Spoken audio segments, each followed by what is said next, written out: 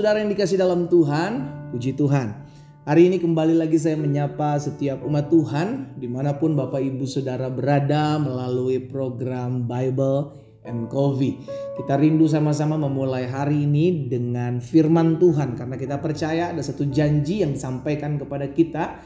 Oleh karena Tuhan Yesus baik, Tuhan berkata, carilah kerajaan Allah serta kebenarannya terlebih dahulu, maka semuanya itu akan ditambahkan kepadamu. Saudara yang dikasih dalam Tuhan, dimanapun Bapak Ibu Saudara berada mengambil bagian untuk merenungkan firman Tuhan melalui program Bible and Coffee ini, dan saudara merasa diberkati, bantu bagikan kembali saudara yang dikasih dalam Tuhan renungan singkat ini, sehingga bukan hanya kita yang diberkati, tetapi ada banyak umat Tuhan lainnya juga mengalami berkat-berkat yang sama yang kita terima. Saya juga menyapa buat setiap umat Tuhan yang mungkin baru pertama kali bergabung dengan program Bible and Coffee ini. Saudara mungkin dapat kiriman dari teman, kerabat, keluarga begitu kan, dan saudara merasa diberkati dengan program ini, bantu subscribe. Saudara dikasih dalam Tuhan channel ini, subscribe, klik tombol lonceng yang ada di sebelah kanannya, sehingga setiap pembaharuan atau konten-konten yang baru, renungan-renungan yang baru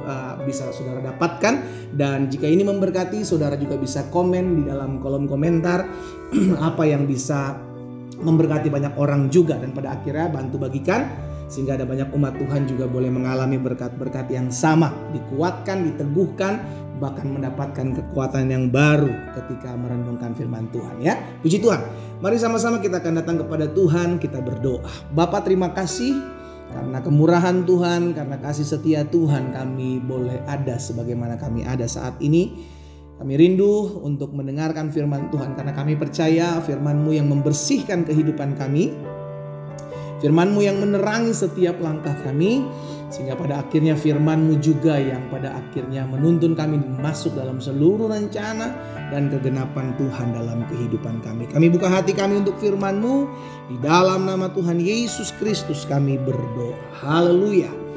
Amin. Amin. Puji Tuhan. Saudara dikasih dalam Tuhan, beberapa hari ke depan kita akan merayakan Jumat Agung atau peristiwa kematian Kristus di atas kayu salib. Itu merupakan kebanggaan buat kita. Jadi kalau bicara tentang wah masa Tuhannya orang Kristen disalib gak berkuasa dong, justru kita bangga.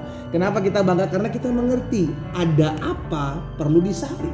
Kenapa Kristus Yesus mesti mati disalib? Karena kita mengerti, karena kita memahami, sehingga kematian Kristus dan peristiwa penyaliban itu merupakan kebanggaan buat kita. Dan itu yang disampaikan kepada Rasul Paulus kepada jemaat di Korintus. Di dalam 1 Korintus pasal yang pertama ayat yang ke-18. 1 Korintus pasal yang pertama ayat 18. Terus Paulus bilang begini, sebab pemberitaan tentang salib, perhatikan, memang adalah kebodohan bagi mereka yang akan binasa.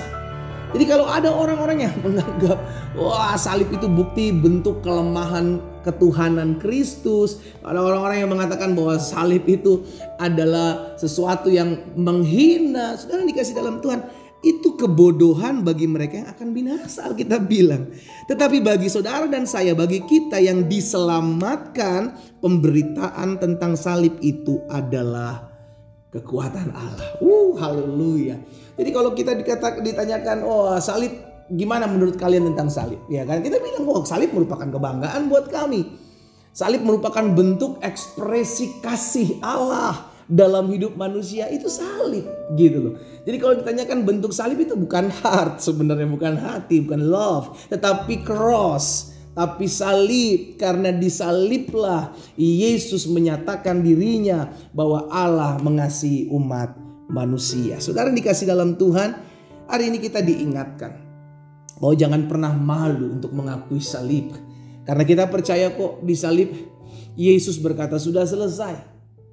Dengan apa yang menjadi kutuk dosa pelanggaran umat manusia dipakukannya di atas kayu salib. Gunanya apa? Kita diperdamaikan dengan Allah oleh pengorbanan Kristus di atas kayu salib.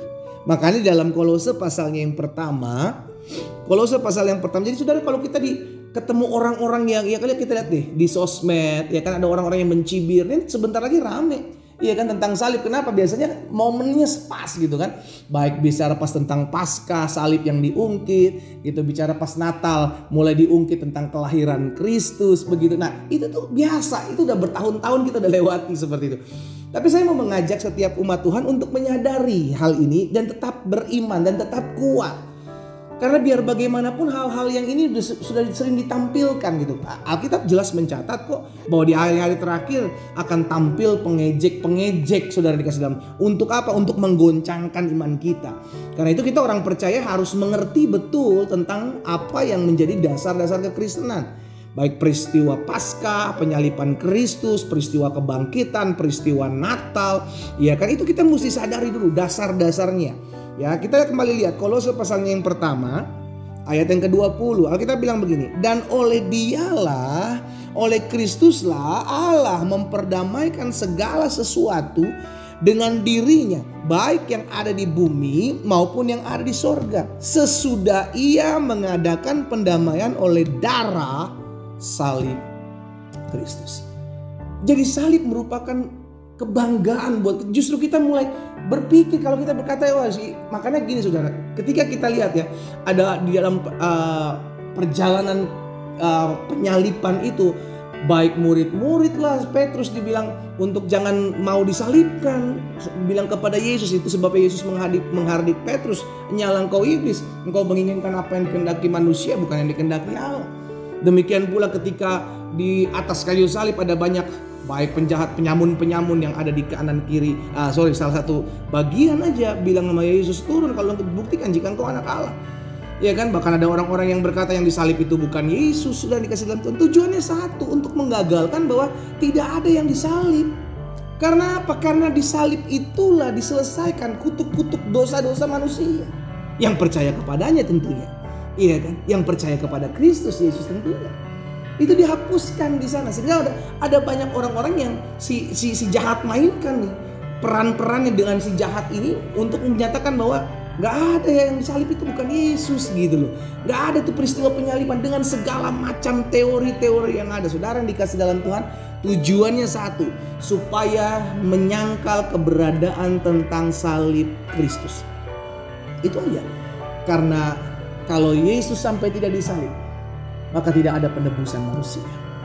Tapi Kristus disalib, itu membuktikan bahwa dosa sudah diselesaikan di atas kayu salib. Itulah bukti cinta kasih Allah. Dan itu merupakan kebanggaan, bukan penghinaan buat kita orang percaya. Karena kita tadi bilang, pemberitaan tentang salib buat kita adalah kekuatan Allah. Tapi buat orang-orang yang akan binasa, itu merupakan kebodohan. Iya kan? Dan kita udah tahu kalau nanti di hari-hari ke depan kita dihina tentang salib, kita disindir tentang salib, tenang aja. Basically kembali kepada firman Tuhan. Ya, bahwa setiap orang-orang yang akan binasa akan menghina sebagai kebodohan tentang salib. Tapi orang-orang yang selamatkan, pemberitaan tentang salib itu adalah kekuatan Allah. Dan ini yang menjadi landasan kita.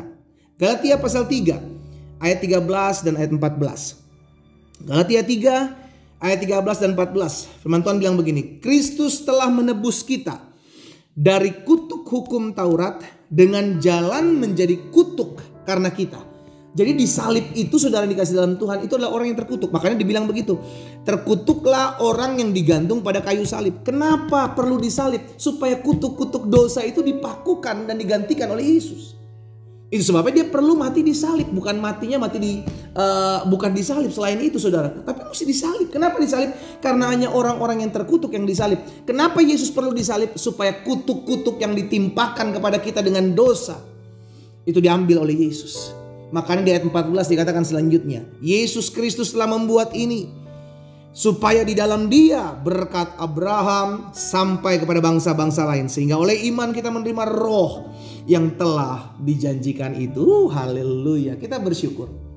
Sebagai orang percaya, kita sadar bahwa ketika Yesus mati di salib, itu merupakan cinta kasihnya buat hidup kita.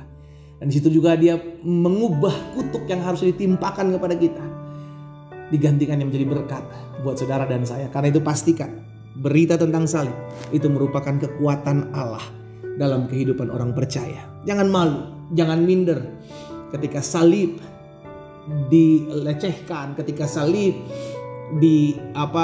hina, diledek, kita percaya bahwa oh ini ternyata orang-orang yang ditentukan untuk binasa. Kita udah tahu. Jadi kita bersyukur karena kita bangga punya salib Kristus. Kita berdoa, kita datang kepada Tuhan. Bapa, dalam nama Tuhan Yesus kami bangga punya Tuhan Yesus. Kau mati di salib bagi setiap kami, bangkit, naik ke sorga, dan menyediakan tempat bagi kami. Kami bersyukur sebab kami punya Tuhan Yesus yang sudah mengubah kutuk menjadi berkat dalam hidup kami. Selama di dalam Kristus Yesus kami aman dalam tangan Tuhan. Hamba berdoa buat anak-anak Tuhan yang mendengarkan firman-Mu pada hari ini Tuhan, di dalam nama Yesus. Biar Tuhan teguhkan, kuatkan iman mereka. Sehingga kami menjadi anak-anak Tuhan yang tetap terus percaya, berpegang teguh pada kebenaran firman Tuhan. Di dalam nama Tuhan Yesus, hamba juga berdoa menyerahkan setiap umat Tuhan dalam pergumulan mereka masing-masing. Biar Tuhan tolong. Tuhan campur tangan, kalau ada yang sakit Tuhan sembuhkan di dalam nama Yesus. Kami percaya bilur-Mu yang tertumpah di atas kayu salib itulah yang menyembuhkan kami, itulah yang memulihkan kami. Berkati rumah tangga mereka masing-masing Tuhan. Jaga hati dan hidup mereka sehingga mereka tetap terus hidup memuliakan nama Tuhan. Berkat-Mu ada atas masing-masing kami Bapa, di dalam nama Tuhan Yesus Kristus kami berdoa. Haleluya. Amin. Kita nikmati kopi kita saudara. Haleluya. Salib Kristus merupakan kebanggaan buat kita. Karena di atas kayu salib dosa, pelanggaran, kutuk kita diubah menjadi berkat buat setiap kita. Tuhan Yesus memberkati.